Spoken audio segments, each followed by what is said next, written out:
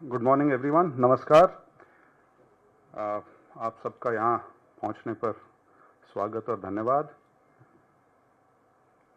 आप सभी को ज्ञात होगा, पिछली 26 मई को प्रधानमंत्री जी ने गुजरात में दाहोद में 9000 हॉर्स पावर का लोकोमोटिव इंजन का जो प्लांट है उसका उद्घाटन किया था। ये जो प्लांट है ये सीमेंस के साथ एक समझौते के तहत बनाया गया है और इसमें जो कॉन्ट्रैक्ट सीमेंस के साथ हुआ है ये करीब 26,000 करोड़ का है। उसको डॉलर टर्म्स में कहें तो 3.2 बिलियन डॉलर्स का, और इसकी मियाद करीब 11 साल की है, जिसमें 1200 यूनिट्स ये लोकोमोटिव इंजन्स जो हैं इनका निर्माण वहाँ किया जाएगा। आज का जो मुद्दा है वो ये है कि कांग्रेस पार्टी को इस करार के बारे में, इस कॉन्ट्रैक्ट के बारे में और इस प्रोजेक्ट के बारे में कुछ चिंताएं हैं, कुछ विषय हैं जो आज आपके सम्मुख में रखना चाहूँगा।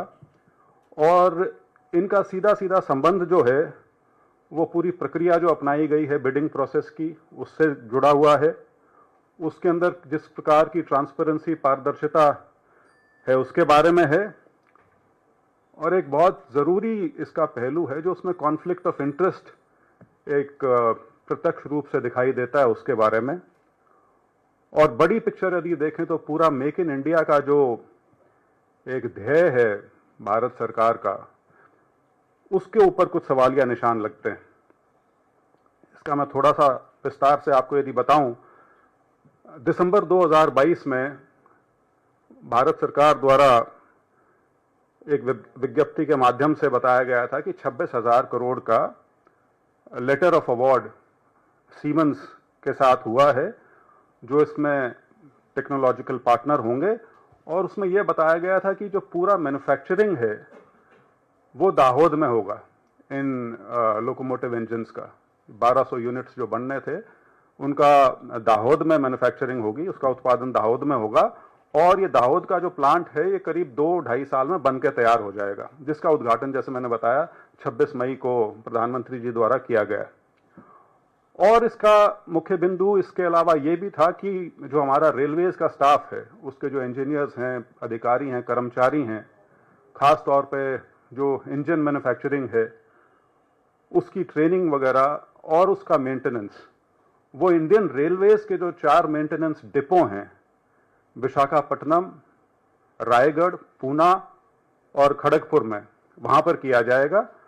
और दाहोद एक एडवांस्ड इंजीनियरिंग हब के रूप में उभर के सामने आएगा, क्योंकि सारी मैन्युफैक्चरिंग जो है वो वहां पर होगी। और स्वाभाविक सी चीज है, इतना बड़ा प्लांट यदि लगेगा तो हजारों नौकरियां उसके साथ आएंगी, और उसके साथ एक स्पिन ऑफ इफेक्ट जो है और एंसिलरी यूनिट्स वगैरह जो हैं वो भी उसके माध्यम से जुड़ेंगी। लेकिन अब जो तस्वीर उभर के हमारे सामने आई है वो कुछ और दर्शा रही है। तस्वीर ये आई है कि जिस मेक इन इंडिया या मेक इन गुजरात का यहां पे लोगों को आश्वासन दिया गया था, वैसा कुछ नहीं है।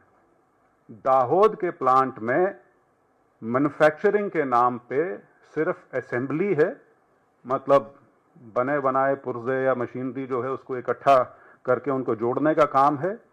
उसकी टेस्टिंग है और कमीशनिंग है। कमीशनिंग मतलब जब बन के तैयार हो जाएगा तो वहां से वो कमीशन हो जाएगा। जो असली मैन्युफैक्चरिंग है क्रिटिकल कंपोनेंट्स की, चाहे वो इंजन सिस्टम्स हों या पावर कन्वर्टर्स हों या और जो इस तरह की चीजें जो इन लोकोमोटिव्स में जाती हैं, वो सारी की सारी सीमेंस के जो अपने प्लांट हैं। ये प्लांट उनका नासिक में है, औरंगाबाद में है और बॉम्बे में है, मुंबई में। ये सारी मैन्युफैक्चरिंग ऑफ क्रिटिकल पार्ट्स जो है वो सीमेंस के अपने मैन्युफैक्चरिंग यूनिट्स में होंगी, उनकी अपनी फैक्ट्रीज में होंगी। तो जो हमारे रेलवेज के इंजीनियर्स को जो ट्रेनिंग दी जानी थी इंजन मैन्युफैक्चरिंग के अंदर, जो उनको इन्वॉल्व किया जाना था, वो अब किस हिसाब से होगा या नहीं होगा, उसके ऊपर भी एक पूरा सवालिया निशान इस माध्यम से लग जाता है। अंग्रेजी में एक इस तरह की चीज के लिए फ्रेज इस्तेमाल किया गया है, स्क्रू ड्राइवर टेक्नोलॉजी। एप्पल के बारे में भी हमको यह बताया गया कि एप्पल के प्लांट लग गए हैं, एप्पल के जो मोबाइल फोन्स हैं अब हमारे यहाँ उनकी मैन्युफैक्चरिंग हो रही है। लेकिन वो भी यही है, असेंबली है, सिर्फ मैन्युफैक्चरिंग नहीं है।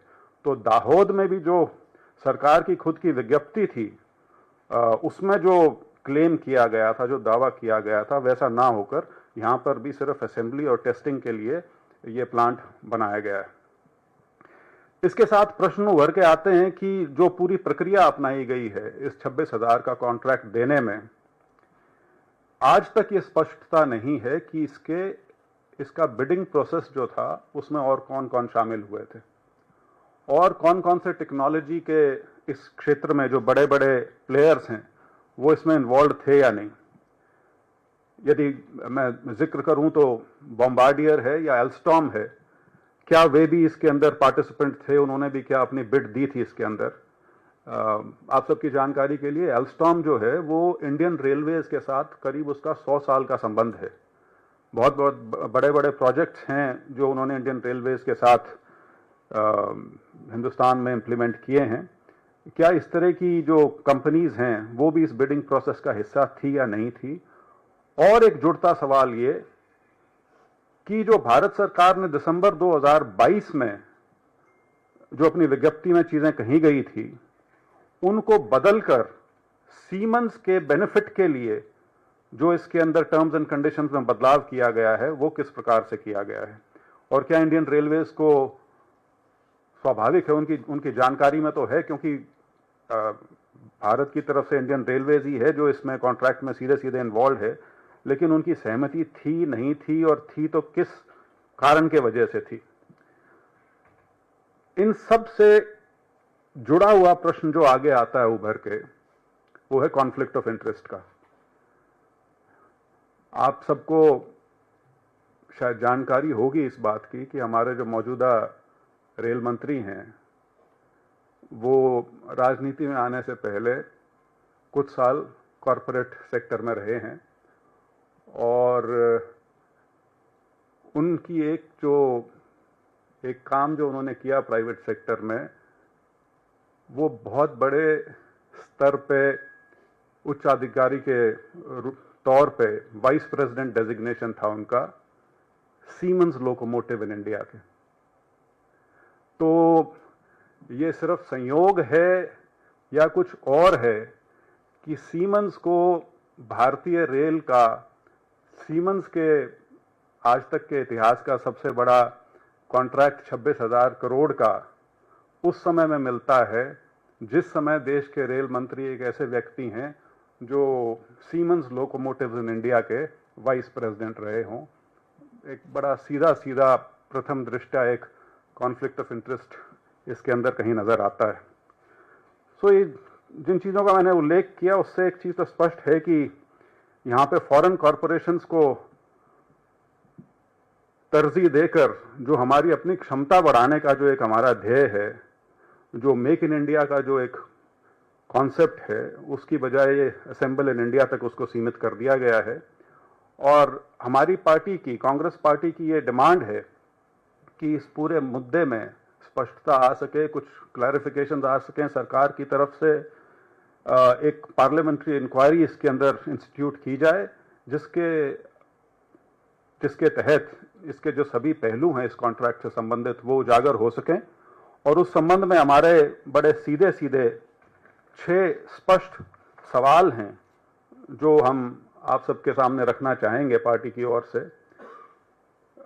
पहला है question number 1, why were the details of the bidders not disclosed during the bidding process for the 26,000 crore rupees contract? Were other potential bidders given a fair chance? दूसरा सवाल, why is India, after spending 26,000 crore rupees, still unable to manufacture critical components of its own locomotives at Dahod as was initially promised? तीसरा, if the goal was to build India's manufacturing capability, why are Indian Railways left with only the final assembly and testing while Siemens retains control over the critical technology and manufacturing? Number 4, why did the agreement with Siemens only allow assembly and testing at the Dahod facility? Why was the full manufacturing process not included as originally planned? Fifth question, why did the agreement change the government's 2022 promise to train railway staff in engine manufacturing? And lastly, why was the manufacturing replaced with just assembly and maintenance at Dahod? And why did the railways agree to only assemble and maintain engines at Dahod instead of manufacturing them completely? ये सवाल हैं जिनका जवाब सबको मिलना चाहिए, पूरे देश को इससे अवगत कराना चाहिए, क्योंकि बहुत ढिंडोरा पीटा जाता है, बहुत बड़ी बड़ी बातें की जाती हैं, बहुत फैंसी हेडलाइंस के माध्यम से हमें बताया जाता है कि किस प्रकार से हिंदुस्तान एक मैन्युफैक्चरिंग हब के रूप में उभरता जा रहा है, और ख़ास तौर पे इसकी बहुत संभावनाएं जताई गई थी जब कोविड के बाद बहुत सी इंडस्ट्री जो थी मैन्युफैक्चरिंग वो चाइना से बाहर जानी जब शुरू हुई तो ये था कि शायद उसका बहुत बड़ा हिस्सा हिंदुस्तान में भी आएगा। लेकिन बड़े बड़े उद्घाटन अपनी जगह हैं, जो तथ्य हैं वो अपनी जगह, और दो तथ्य आपके सामने रख के मैं बंद करूंगा। जो हमारा औसत उत्पादन में वृद्धि है, एवरेज मैन्युफैक्चरिंग ग्रोथ देश में 2004 से 2014 के दशक में वो 7.4% थी, जो गए दशक में घटकर मात्र 3.1% रह गई। पहला बिंदु ये। दूसरा, और ये डेटा आरबीआई का है, ये ऐसा नहीं है कि किसी ऐसी संस्था का हो जिसको सत्ता पक्ष कह देता है कि आप इधर उधर की एजेंसीज पे विश्वास करके कुछ भी कह देते हैं। आरबीआई का डेटा कहता है, और ये एम्प्लॉयमेंट के बारे में है, वो याद होगा आपको, 2 करोड़ प्रति वर्ष नौकरियां जनरेट की जाएंगी, उसके बारे में है। This is about share of manufacturing in total employment. 2013-14 में ये आंकड़ा था 11.6%, जो घट के 2018-19 में हो गया 11.6%, और 2022-23 तक का जो मेरे पास आंकड़ा है उसमें ये फिगर घट के आ गई है 10.6%। तो मैन्युफैक्चरिंग के माध्यम से किस प्रकार से रोजगार मुहैया कराया जा रहा है या उसमें वृद्धि की जा रही है वो आपके सामने है। और अंतिम तथ्य ये है कि सरकार का ध्येय था कि सन 2030 तक मैन्युफैक्चरिंग जो है वो हमारे जीडीपी में जो उसकी कंट्रीब्यूशन है वो करीब 25% के आसपास होनी चाहिए। दावा फिर से बहुत बड़ा है, लेकिन सच्चाई यह है आंकड़ों के माध्यम से कि 2014 के आसपास मैन्युफैक्चरिंग सेक्टर का जो जीडीपी में योगदान था वो 17% के आसपास था, जो कि अब घट के, मैं यदि आपको सिलसिलेवार बताऊं, 2014-15 में ये 16.3% था, 2020-21 में घट के 14.3% हो गया, 2023-24 में 14.1 और शायद अब 13.9 पे आ गया है। तो ये जो एक सब्ज बाग हमें दिखाया जाता है कि हम मैन्युफैक्चरिंग के क्षेत्र में बहुत तरक्की कर रहे हैं, बहुत बड़ी बड़ी चीज़ें यहाँ पर आ रही हैं, कुछ हो सकता है उसमें सत्य हो, लेकिन जो लार्जर पिक्चर है पूरे देश की, यदि आप तस्वीर आपके सामने आंकड़ों के साथ रखी जाए तो वो तस्वीर वो है जो आपके सामने मैंने यहाँ पे पेश की है।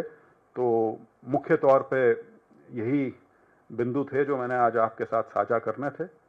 अगर आपके इस संबंध में कोई प्रश्न हो तो बिल्कुल।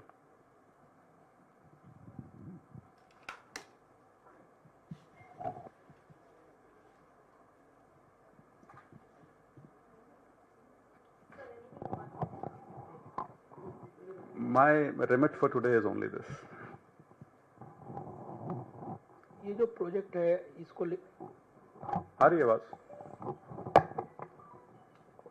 सर, ये जो प्रोजेक्ट है इसका जोर शोर से प्रचार किया गया था और पिछले दिनों जब इसका उद्घाटन हुआ था इसमें बड़े दावे भी किए गए थे, लेकिन आपको क्यों लगता है कि इसमें जो आपने जोड़ा है, जिस कंपनी में ये उपाध्यक्ष रही हैं, इसको लेकर आपकी शंकाएं क्या है? मेन शंका, जैसे मैंने कही कि शंका सरकारी दस्तावेजों से ही है जो 2022 दिसंबर में जो सरकार ने विज्ञप्ति जारी की थी, उसके अंदर पूरे देश को यह बताया गया था, खासतौर पर गुजरात के लोगों को यह बताया गया था कि जो पूरी मैन्युफैक्चरिंग है इन इंजन्स की, लोकोमोटिव इंजन्स की, वो दाहोद के प्लांट में होगी।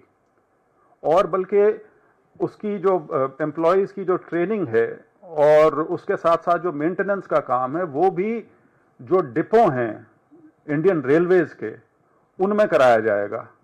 लेकिन तथ्य यह है कि दाहोद में मैन्युफैक्चरिंग नहीं, सिर्फ उसकी जो असेंबली है और टेस्टिंग है उसको वहां तक सीमित किया गया है। सारा टेक्नोलॉजिकल कंट्रोल और मैन्युफैक्चरिंग जो है वो अभी भी सीमेंस के पास है और उनके प्लांट्स में होगा। तो उससे एक चीज उभर के आती है कि जो ओरिजिनली जो बताया था सरकार ने और जिस प्रकार से आगे उसका क्रियान्वयन हुआ है, जो उसका एग्रीमेंट सरकार के साथ हुआ, उसके अंदर ये तथ्य शायद बदल दिए गए जब उनको ये काम सौंपा गया। उस नाते जब आप उसको थोड़ा खोजबीन करने की कोशिश करेंगे तो ये चीज जरूर सामने आती है कि हमारे रेल मंत्री इसी कंपनी में एक उच्चाधिकारी रहे हैं, तो सवाल उठाना बिल्कुल वाजिब है और उसका जवाब जरूर आना चाहिए। रेल मंत्री इसी कंपनी में रहे हैं, तो किस तरह की जांच की मांग आप कर रहे हैं? कॉन्फ्लिक्ट ऑफ इंटरेस्ट देखना चाहिए जी। आप देश के रेल मंत्री हैं, आपकी देखरेख में 26,000 करोड़ का एक कॉन्ट्रैक्ट ऐसी कंपनी को दिया जा रहा है जिसके साथ आपका सीधा सीधा संबंध रहा है, तो बड़ी स्वाभाविक चीज है। प्रश्न बहुत वाजिब है और हर व्यक्ति इसका जवाब जरूर चाहेगा उनसे, क्योंकि सिर्फ ये कह के पल्ला नहीं झाड़ा जा सकता कि मैं कुछ समय के लिए वहाँ था, उसके बाद मैंने छोड़ दिया। वो सारी चीज़ें हैं, लेकिन इस चीज़ को नकारा नहीं जा सकता कि क्योंकि इसका लिंक बिडिंग प्रोसेस से भी है। बिडिंग प्रोसेस में भी ये स्पष्टता नहीं है कि और कौन सी कंपनीज थी जिन्होंने इसमें पार्टिसिपेट किया था और क्या कारण था कि सीमेंस उनसे बेहतर थी। शायद ये डिटेल्स मांगी भी गई हैं कुछ पब्लिकेशंस के द्वारा जो मंत्रालय की तरफ से नहीं दी गई। हेलो हेलो, को क्या लगता है कि डायरेक्ट रेलवे मंत्री आपको लगता है क्या, since he has a strong connection with the prime minister Modi ji? नहीं, मैं सीधा सीधा कह रहा हूं जी, वो उस कंपनी के वाइस प्रेसिडेंट रहे हैं जिस कंपनी को ये ठेका दिया गया है। तो हम सिर्फ अभी तो यही कह रहे हैं कि ये जांच का विषय है, लेकिन आम साधारण सोच में तो कॉन्फ्लिक्ट ऑफ इंटरेस्ट ये बिल्कुल प्राइमा फेसाई नजर आ रहा है यहाँ पे। Thank you, good morning everyone, नमस्कार। आप सबका यहाँ पहुँचने पर स्वागत और धन्यवाद। आप सभी को ज्ञात होगा पिछली 26 मई को प्रधानमंत्री जी ने गुजरात में दाहोद में 9,000 हॉर्स पावर का लोकोमोटिव इंजन का जो प्लांट है उसका उद्घाटन किया था। ये जो प्लांट है ये सीमेंस के साथ एक समझौते के तहत बनाया गया है और इसमें जो कॉन्ट्रैक्ट सीमेंस के साथ हुआ है ये करीब 26,000 करोड़ का है। उसको डॉलर टर्म्स में कहें तो 3.2 बिलियन डॉलर्स का, और इसकी मियाद करीब 11 साल की है, जिसमें 1200 यूनिट्स ये लोकोमोटिव इंजन्स जो हैं इनका निर्माण वहाँ किया जाएगा। आज का जो मुद्दा है वो ये है कि कांग्रेस पार्टी को इस करार के बारे में, इस कॉन्ट्रैक्ट के बारे में और इस प्रोजेक्ट के बारे में कुछ चिंताएं हैं, कुछ विषय हैं जो आज आपके सम्मुख में रखना चाहूँगा, और इनका सीधा सीधा संबंध जो है वो पूरी प्रक्रिया जो अपनाई गई है बिडिंग प्रोसेस की उससे जुड़ा हुआ है। उसके अंदर जिस प्रकार की ट्रांसपेरेंसी, पारदर्शिता है उसके बारे में है, और एक बहुत ज़रूरी इसका पहलू है जो उसमें कॉन्फ्लिक्ट ऑफ इंटरेस्ट एक प्रत्यक्ष रूप से दिखाई देता है उसके बारे में। और बड़ी पिक्चर यदि देखें तो पूरा मेक इन इंडिया का जो एक ध्येय है भारत सरकार का, उसके ऊपर कुछ सवालिया निशान लगते हैं। इसका मैं थोड़ा सा विस्तार से आपको यदि बताऊं, दिसंबर 2022 में भारत सरकार द्वारा एक विज्ञप्ति के माध्यम से बताया गया था कि 26,000 करोड़ का लेटर ऑफ अवार्ड सीमेंस के साथ हुआ है, जो इसमें टेक्नोलॉजिकल पार्टनर होंगे। और उसमें यह बताया गया था कि जो पूरा मैन्युफैक्चरिंग है वो दाहोद में होगा इन लोकोमोटिव इंजन्स का। 1200 यूनिट्स जो बनने थे उनका दाहोद में मैन्युफैक्चरिंग होगी, उसका उत्पादन दाहोद में होगा। और ये दाहोद का जो प्लांट है ये करीब 2-2.5 साल में बन के तैयार हो जाएगा, जिसका उद्घाटन जैसे मैंने बताया 26 मई को प्रधानमंत्री जी द्वारा किया गया। और इसका मुख्य बिंदु इसके अलावा ये भी था कि जो हमारा रेलवेज का स्टाफ है, उसके जो इंजीनियर्स हैं, अधिकारी हैं, कर्मचारी हैं, खास तौर पे जो इंजन मैन्युफैक्चरिंग है उसकी ट्रेनिंग वगैरह और उसका मेंटेनेंस, वो इंडियन रेलवेज के जो 4 मेंटेनेंस डिपो हैं, विशाखापट्टनम, रायगढ़, पूना और खड़गपुर में, वहां पर किया जाएगा। और दाहोद एक एडवांस्ड इंजीनियरिंग हब के रूप में उभर के सामने आएगा, क्योंकि सारी मैन्युफैक्चरिंग जो है वो वहां पर होगी। और स्वाभाविक सी चीज है, इतना बड़ा प्लांट यदि लगेगा तो हजारों नौकरियां उसके साथ आएंगी और उसके साथ एक स्पिन ऑफ इफेक्ट जो है और एंसिलरी यूनिट्स वगैरह जो हैं वो भी उसके माध्यम से जुड़ेंगी। लेकिन अब जो तस्वीर उभर के हमारे सामने आई है वो कुछ और दर्शा रही है। तस्वीर ये आई है कि जिस मेक इन इंडिया या मेक इन गुजरात का यहां पे लोगों को आश्वासन दिया गया था, वैसा कुछ नहीं है। दाहोद के प्लांट में मैन्युफैक्चरिंग के नाम पे सिर्फ असेंबली है, मतलब बने बनाए पुर्जे या मशीनरी जो है उसको इकट्ठा करके उनको जोड़ने का काम है। उसकी टेस्टिंग है और कमीशनिंग है। कमीशनिंग मतलब जब बन के तैयार हो जाएगा तो वहां से वो कमीशन हो जाएगा। जो असली मैन्युफैक्चरिंग है क्रिटिकल कंपोनेंट्स की, चाहे वो इंजन सिस्टम्स हों या पावर कन्वर्टर्स हों या और जो इस तरह की चीजें जो इन लोकोमोटिव्स में जाती हैं, वो सारी की सारी सीमेंस के जो अपने प्लांट हैं। ये प्लांट उनका नासिक में है, औरंगाबाद में है और बॉम्बे में है, मुंबई में। ये सारी मैन्युफैक्चरिंग ऑफ क्रिटिकल पार्ट्स जो है वो सीमेंस के अपने मैन्युफैक्चरिंग यूनिट्स में होंगी, उनकी अपनी फैक्ट्रीज में होंगी। तो जो हमारे रेलवेज के इंजीनियर्स को जो ट्रेनिंग दी जानी थी इंजन मैन्युफैक्चरिंग के अंदर, जो उनको इन्वॉल्व किया जाना था, वो अब किस हिसाब से होगा या नहीं होगा, उसके ऊपर भी एक पूरा सवालिया निशान इस माध्यम से लग जाता है। अंग्रेजी में एक इस तरह की चीज के लिए फ्रेज इस्तेमाल किया गया है, स्क्रू ड्राइवर टेक्नोलॉजी। एप्पल के बारे में भी हमको यह बताया गया कि एप्पल के प्लांट लग गए हैं, एप्पल के जो मोबाइल फोन्स हैं अब हमारे यहाँ उनकी मैन्युफैक्चरिंग हो रही है, लेकिन वो भी यही है, असेंबली है, सिर्फ मैन्युफैक्चरिंग नहीं है।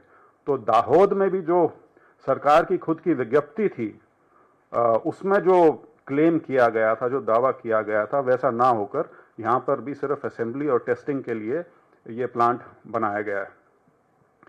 इसके साथ प्रश्न उभर के आते हैं कि जो पूरी प्रक्रिया अपनाई गई है इस 26,000 का कॉन्ट्रैक्ट देने में, आज तक ये स्पष्टता नहीं है कि इसका बिडिंग प्रोसेस जो था उसमें और कौन कौन शामिल हुए थे और कौन कौन से टेक्नोलॉजी के इस क्षेत्र में जो बड़े बड़े प्लेयर्स हैं वो इसमें इन्वॉल्व थे या नहीं। यदि मैं जिक्र करूं तो बॉम्बार्डियर है या एल्स्टॉम है, क्या वे भी इसके अंदर पार्टिसिपेंट थे, उन्होंने भी क्या अपनी बिड दी थी इसके अंदर। आप सबकी जानकारी के लिए एल्स्टॉम जो है वो इंडियन रेलवेज के साथ करीब उसका 100 साल का संबंध है। बहुत बहुत बड़े बड़े प्रोजेक्ट्स हैं जो उन्होंने इंडियन रेलवेज के साथ हिंदुस्तान में इंप्लीमेंट किए हैं। क्या इस तरह की जो कंपनीज हैं वो भी इस बिडिंग प्रोसेस का हिस्सा थी या नहीं थी।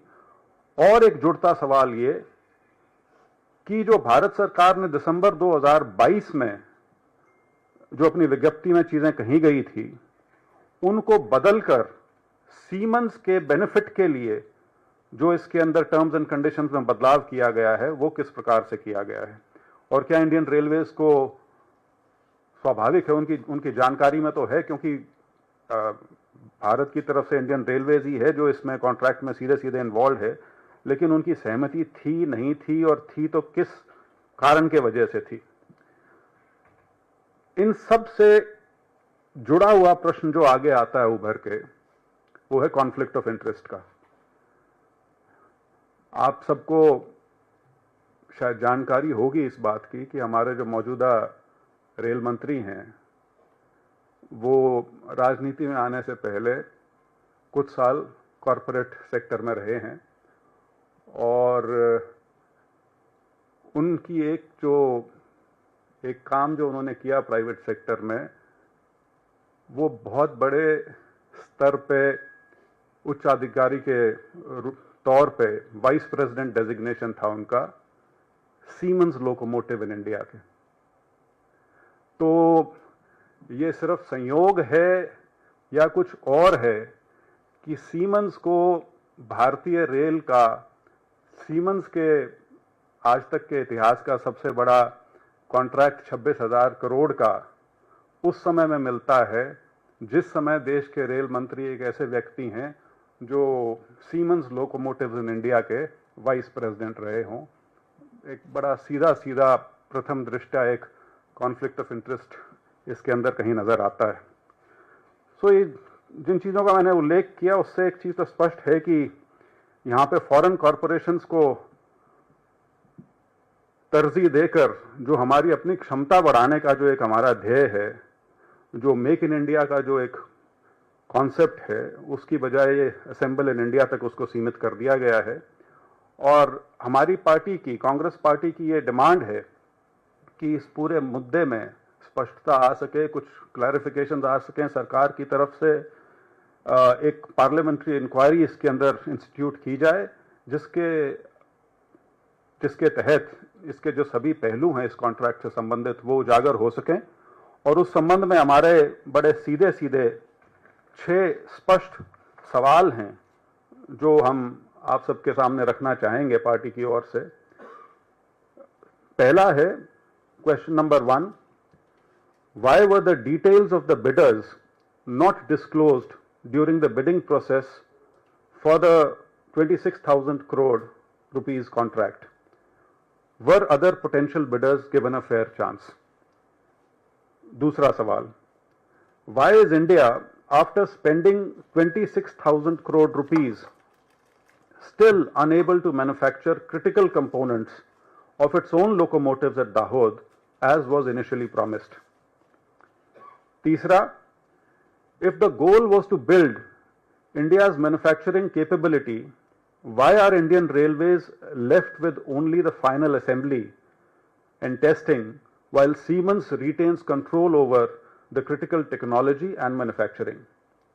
Number 4, why did the agreement with Siemens only allow assembly and testing at the Dahod facility? Why was the full manufacturing process not included as originally planned? Fifth question, why did the agreement change the government's 2022 promise to train railway staff in engine manufacturing? And lastly, why was the manufacturing replaced with just assembly and maintenance at Dahod? And why did the railways agree to only assemble and maintain engines at Dahod instead of manufacturing them completely? ये सवाल हैं जिनका जवाब सबको मिलना चाहिए, पूरे देश को इससे अवगत कराना चाहिए, क्योंकि बहुत ढिंडोरा पीटा जाता है, बहुत बड़ी बड़ी बातें की जाती हैं, बहुत फैंसी हेडलाइंस के माध्यम से हमें बताया जाता है कि किस प्रकार से हिंदुस्तान एक मैन्युफैक्चरिंग हब के रूप में उभरता जा रहा है। और ख़ास तौर पे इसकी बहुत संभावनाएं जताई गई थी जब कोविड के बाद बहुत सी इंडस्ट्री जो थी मैन्युफैक्चरिंग वो चाइना से बाहर जानी जब शुरू हुई तो ये था कि शायद उसका बहुत बड़ा हिस्सा हिंदुस्तान में भी आएगा। लेकिन बड़े बड़े उद्घाटन अपनी जगह हैं, जो तथ्य हैं वो अपनी जगह। और 2 तथ्य आपके सामने रख के मैं बंद करूंगा। जो हमारा औसत उत्पादन में वृद्धि है, एवरेज मैन्युफैक्चरिंग ग्रोथ देश में 2004 से 2014 के दशक में वो 7.4% थी, जो गए दशक में घटकर मात्र 3.1% रह गई। पहला बिंदु ये। दूसरा, और ये डेटा आरबीआई का है, ये ऐसा नहीं है कि किसी ऐसी संस्था का हो जिसको सत्ता पक्ष कह देता है कि आप इधर उधर की एजेंसीज पे विश्वास करके कुछ भी कह देते हैं। आरबीआई का डेटा कहता है, और ये एम्प्लॉयमेंट के बारे में है, वो याद होगा आपको, 2 करोड़ प्रति वर्ष नौकरियां जनरेट की जाएंगी, उसके बारे में है। This is about share of manufacturing in total employment. 2013-14 में ये आंकड़ा था 11.6%, जो घट के 2018-19 में हो गया 11.6%, और 2022-23 तक का जो मेरे पास आंकड़ा है उसमें ये फिगर घट के आ गई है 10.6%। तो मैन्युफैक्चरिंग के माध्यम से किस प्रकार से रोजगार मुहैया कराया जा रहा है या उसमें वृद्धि की जा रही है, वो आपके सामने है।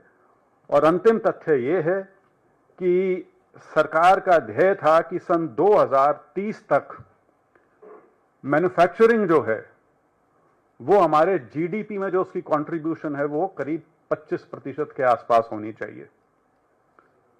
दावा फिर से बहुत बड़ा है, लेकिन सच्चाई ये है आंकड़ों के माध्यम से कि 2014 के आसपास मैन्युफैक्चरिंग सेक्टर का जो जीडीपी में योगदान था वो 17% के आसपास था, जो कि अब घट के, मैं यदि आपको सिलसिलेवार बताऊं, 2014-15 में ये 16.3% था, 2020-21 में घट के 14.3% हो गया, 2023-24 में 14.1 और शायद अब 13.9 पे आ गया है। तो ये जो एक सब्ज बाग हमें दिखाया जाता है कि हम मैन्युफैक्चरिंग के क्षेत्र में बहुत तरक्की कर रहे हैं, बहुत बड़ी बड़ी चीजें यहां पर आ रही हैं, कुछ हो सकता है उसमें सत्य हो, लेकिन जो लार्जर पिक्चर है पूरे देश की, यदि आप तस्वीर आपके सामने आंकड़ों के साथ रखी जाए तो वो तस्वीर वो है जो आपके सामने मैंने यहाँ पे पेश की है। तो मुख्य तौर पे यही बिंदु थे जो मैंने आज आपके साथ साझा करने थे। अगर आपके इस संबंध में कोई प्रश्न हो तो बिल्कुल।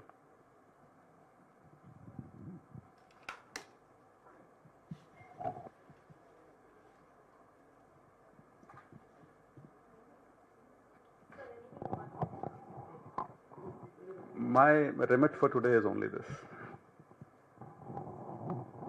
ये जो प्रोजेक्ट है इसको आ रही है आवाज? तो ये जो प्रोजेक्ट है इसका जोर शोर से प्रचार किया गया था, और पिछले दिनों जब इसका उद्घाटन हुआ था इसमें बड़े दावे भी किए गए थे, लेकिन आपको क्यों लगता है कि इसमें जो आपने जोड़ा है, जिस कंपनी में ये उपाध्यक्ष रही हैं, इसको लेकर आपकी शंकाएं क्या है? मेन शंका, जैसे मैंने कही कि शंका सरकारी दस्तावेजों से ही है। जो 2022 दिसंबर में जो सरकार ने विज्ञप्ति जारी की थी, उसके अंदर पूरे देश को यह बताया गया था, खासतौर पर गुजरात के लोगों को यह बताया गया था कि जो पूरी मैन्युफैक्चरिंग है इन इंजन्स की, लोकोमोटिव इंजन्स की, वो दाहोद के प्लांट में होगी, और बल्कि उसकी जो एम्प्लॉयज की जो ट्रेनिंग है और उसके साथ साथ जो मेंटेनेंस का काम है वो भी जो डिपो हैं इंडियन रेलवेज के, उनमें कराया जाएगा। लेकिन तथ्य यह है कि दाहोद में मैन्युफैक्चरिंग नहीं, सिर्फ उसकी जो असेंबली है और टेस्टिंग है उसको वहां तक सीमित किया गया है। सारा टेक्नोलॉजिकल कंट्रोल और मैन्युफैक्चरिंग जो है वो अभी भी सीमेंस के पास है और उनके प्लांट्स में होगा। तो उससे एक चीज उभर के आती है कि जो ओरिजिनली जो बताया था सरकार ने और जिस प्रकार से आगे उसका क्रियान्वयन हुआ है, जो उसका एग्रीमेंट सरकार के साथ हुआ, उसके अंदर ये तथ्य शायद बदल दिए गए जब उनको ये काम सौंपा गया। उस नाते जब आप उसको थोड़ा खोजबीन करने की कोशिश करेंगे तो ये चीज जरूर सामने आती है कि हमारे रेल मंत्री इसी कंपनी में एक उच्चाधिकारी रहे हैं, तो सवाल उठाना बिल्कुल वाजिब है और उसका जवाब जरूर आना चाहिए। रेल मंत्री इसी कंपनी में रहे हैं, तो किस तरह की जांच की मांग आप कर रहे हैं? कॉन्फ्लिक्ट ऑफ इंटरेस्ट देखना चाहिए जी। आप देश के रेल मंत्री हैं, आपकी देखरेख में 26,000 करोड़ का एक कॉन्ट्रैक्ट ऐसी कंपनी को दिया जा रहा है जिसके साथ आपका सीधा सीधा संबंध रहा है, तो बड़ी स्वाभाविक चीज है। प्रश्न बहुत वाजिब है और हर व्यक्ति इसका जवाब जरूर चाहेगा उनसे, क्योंकि सिर्फ ये कह के पल्ला नहीं झाड़ा जा सकता कि मैं कुछ समय के लिए वहाँ था, उसके बाद मैंने छोड़ दिया, वो सारी चीज़ें हैं। लेकिन इस चीज़ को नकारा नहीं जा सकता कि क्योंकि इसका लिंक बिडिंग प्रोसेस से भी है। बिडिंग प्रोसेस में भी ये स्पष्टता नहीं है कि और कौन सी कंपनीज थी जिन्होंने इसमें पार्टिसिपेट किया था और क्या कारण था कि सीमेंस उनसे बेहतर थी।